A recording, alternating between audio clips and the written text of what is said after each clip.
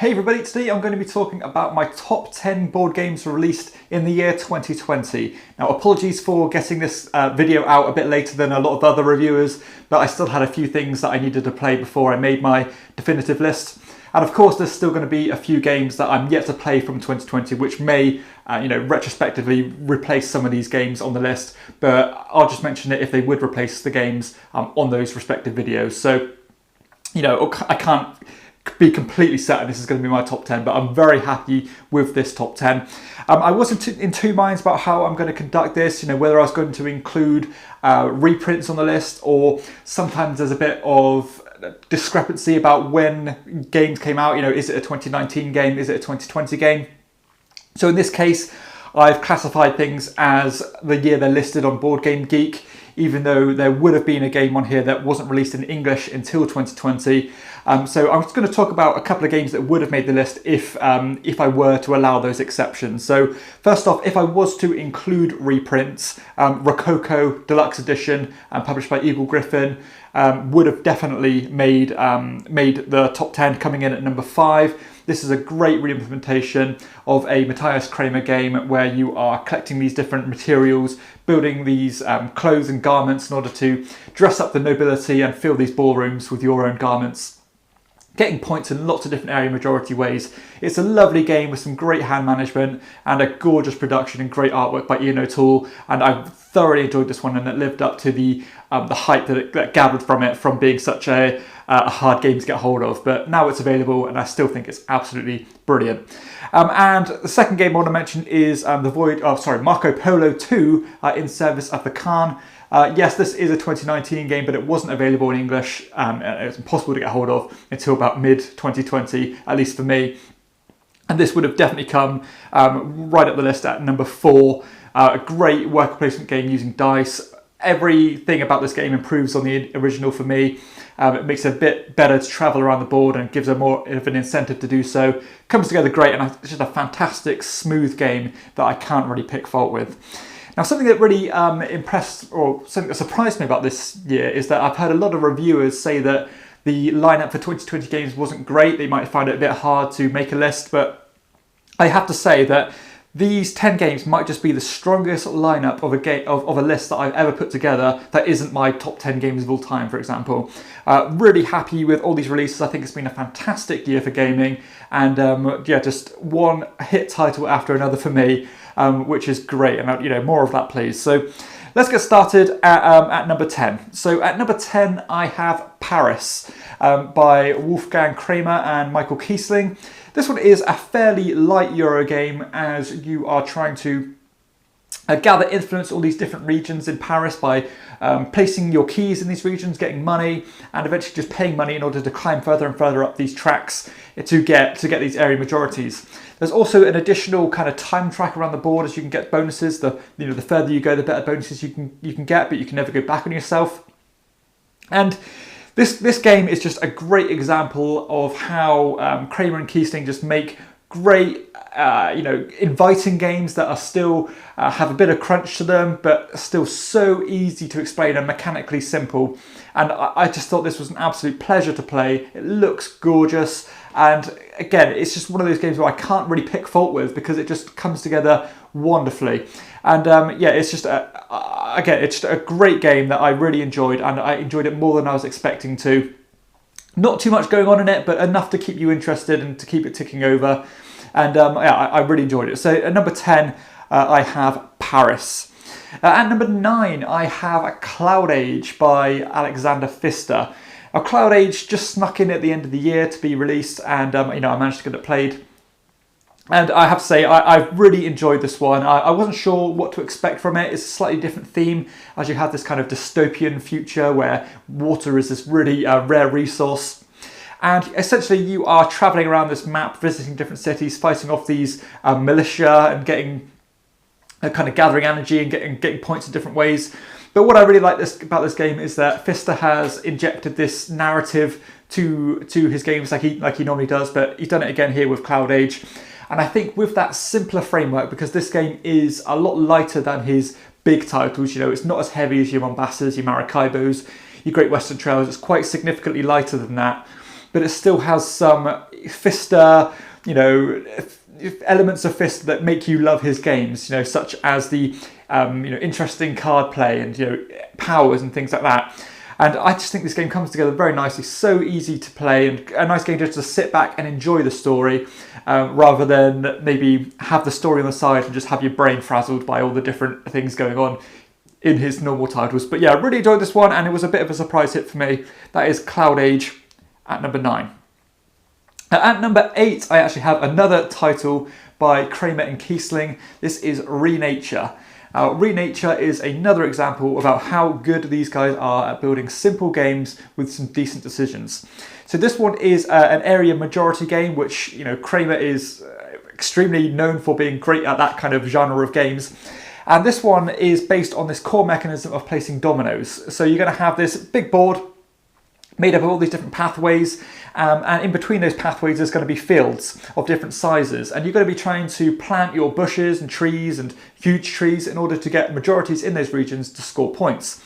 But as I said, the way you're going to do that is by placing tiles, by matching symbols of these different animals, and the board is going to build and build and build, you know, until those regions are complete and you run out of tiles eventually.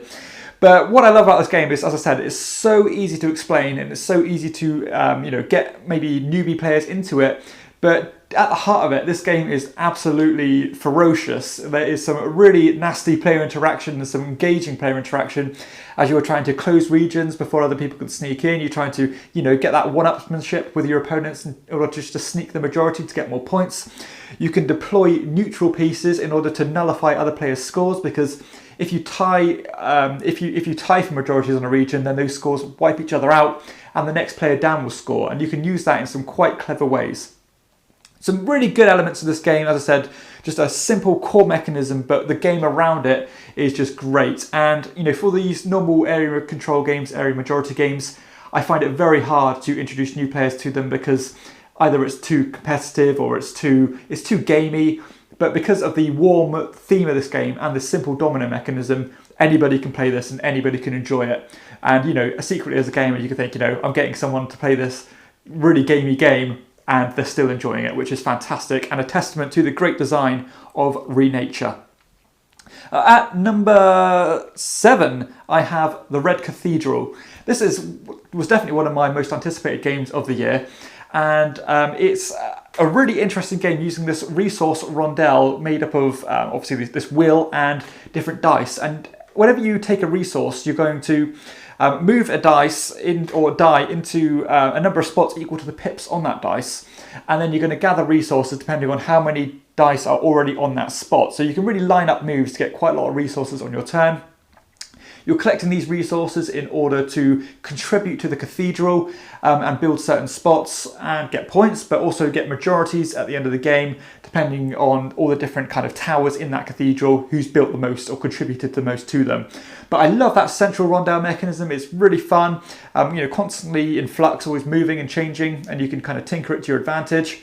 But I also like the small element of engine building in this game as well, because you can choose to unlock these new spots. So whenever you take a particular colour, you get an additional bonus whenever you use it. It's really good, flows magnificently, so smooth, and it's just a great fresh design with some pretty familiar resource management and kind of resource gathering and spending mechanisms, which are kind of known for these you know, these Euro style games, but really accessible, and it just came together extremely well. That is The Red Cathedral at number 7.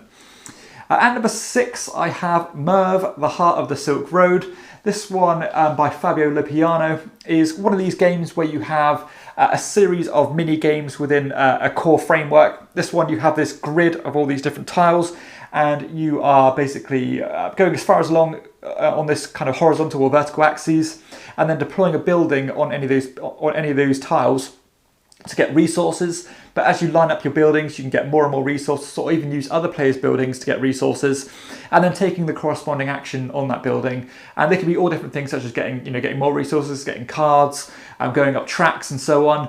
And it's just a really good, well-rounded Euro game that looks absolutely stunning. Has a nice, vibrant art style, again by Ian O'Toole, who's just a great artist and just does some great striking covers. And I think this is just an extremely well-implemented game. game that doesn't really have anything wrong with it whatsoever. And I thoroughly enjoyed it, and I can certainly see why Merv is being talked about in high regard. And you know what, Fabio Lopiano is certainly a designer to watch out for if he's going to keep putting out games of this quality. Next up, at number 5, I have one game that's come from completely out of the blue. This one is Monasterium. Now, Monasterium is designed by R.V. Fuller, who I must admit I don't know anything about. I've not played any of his other titles. This one appealed to me. It seemed like a traditional style Euro, as you are travelling down this central road and deploying your clergymen into these different churches, trying to get into the chapel and the buildings around the chapel, and eventually into the cloisters, trying to fulfill different objectives, trying to spread out into all the different churches and build up your stained glass window to get point bonuses. But what I really love about this game is it's a dice drafting game, but the way you draft your dice is quite different to anything else, because you actually roll a pool of dice and you pick one of the pip values and then allocate it to an action slot. And those, apart from one of those dice, they're not your own, they're all neutral dice. So whatever you're allocating is potentially taken by your opponent. So you've got to weigh out whether you're going to really pull in on an action that you want to take and take it stronger, because you can actually draft up to 3 dice at a time to take that action 3 times if you wanted to in a single turn, or kind of spread the field a bit and weigh up your options that way and not leave such inviting opportunities for your opponent. But yeah, I really like that, and as the game goes on, as you're deploying more and more workers onto the board, your individual player board gets upgraded, and it means opens up new opportunity to take new, fresh actions which are more powerful and can get you points in lots of different ways. And it's just so well put together, this game, and a bit like Lopiano. If this guy keeps bringing out games like this, then I'm going to buy every single one. Just a fantastic, well-rounded Euro game that has a real kind of throwback feel to it, but with some real fresh ideas, especially with that dice drafting mechanism and the progression in terms of how much the game modifies throughout. And you can't do everything in this game. There is such limited time, so you do have to kind of focus on what you want to do, but try and be as efficient as you can. But brilliant, an absolutely fantastic game, and I highly recommend you check out my video on this one, because I think this one could be a slow burner and might maybe start to pick up a bit of traction in 2021. Next up, at number 4, I have Tawantin Suyu, which is, I suppose, the next game in the T series by Board and Dice. This one is designed by David Turtzi, who's famous for making a lot of solo Autonomo games, but he's also had some big successes on his own right. This one is again set in that ancient civilization world, in South America, the Incans in this example, where you have this huge board of this Incan temple. And it's a worker placement game, and as you are placing workers of all the different abilities and different colours, and you are basically taking actions based on where you place them. But as you place workers of the same colour next to each other, you can take more and more actions, because they kind of synergise off each other and make each other stronger. And you are basically building tapestries to get points. You are climbing up temples and having a bit of area majority in these different sections. A lot going on in this game. Definitely ventures on the heavier side of things, but and to be honest, looking at the game, it does look quite intimidating, a lot of symbology and things, but I think the game does a great job of keeping you somewhat focused, because you are limited to where you can deploy things, because you have to pay resources to move further away from where your kind of central player piece is, and you also have to pay food and resources in order to travel further than certain spots. So, lots of options here, but your vision is slightly more tunneled based on what's available to you at any time. So I like that, lots of options, but you still can't do everything at once. But another great game in the line of these T-Series games by Board and Dice. And you know what, they just never cease to impress me. And they've held such a high standard of their quality control, which is just utmost respect for them for that. They've not put out any subpar project, and this is just another example. So great game, Tawantin Suyu. At number 3, I have my only Steffenfeld game with Bonfire. Bonfire for me was a real throwback to the real crunchy and involved Steffenfeld games that I personally love, your Trajans, your Aquaspheres. This one is a really out there theme, as you are trying to bring back these gnomes, I suppose, from this forgotten world, and it's a complete thematic shambles, but I quite like it, it's quite funny.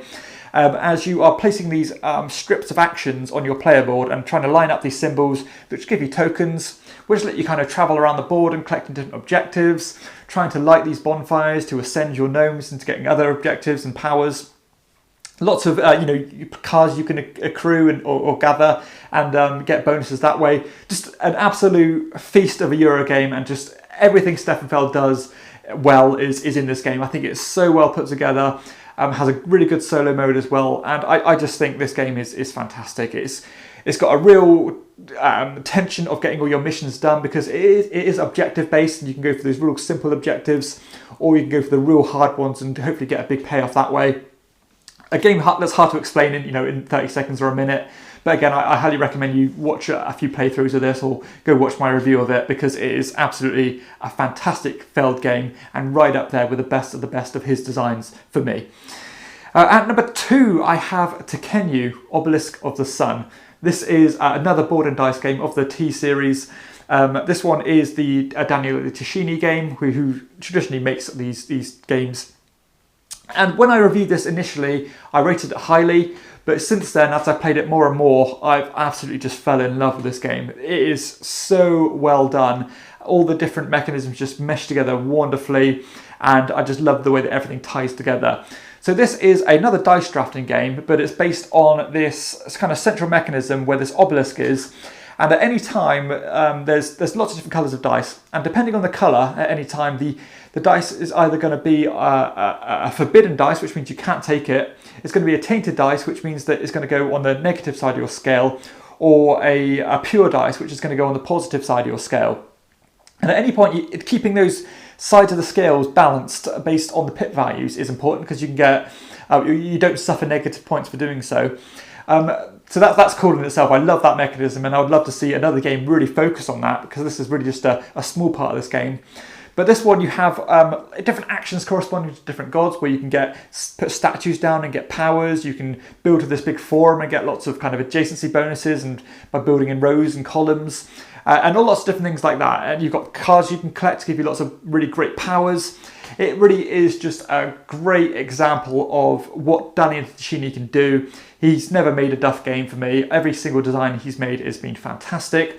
This is another one. I was, again, always when a game comes out in a certain series or by a designer that I love, I always fear that, is it going to be as good as his existing designs? And Tashini has never, ever let me down. I've loved every single one of his games. And, Tekenyu is right up there with the best of the best.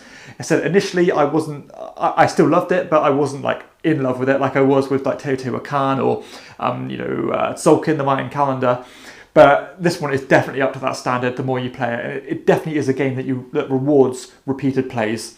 Fantastic game, right up there with the best. And finally, at number 1, I have Praga Kaperenyi, my best game of the year by Vladimir Suchy. The thing I took away from this game is the pure level of combinations and the domino effect of getting rewards upon rewards. It's just absolutely brilliant. It has this great central mechanism based on this wheel where you're taking actions. Depending on how long they've been neglected, they get cheaper or even give you points. And you are basically building a wall around your action space. You are getting upgrades, you are climbing tracks, you are increasing your resource production, but when you do, you also get additional bonuses. Lots of charts and tracks to climb up in this one, which is everything I love.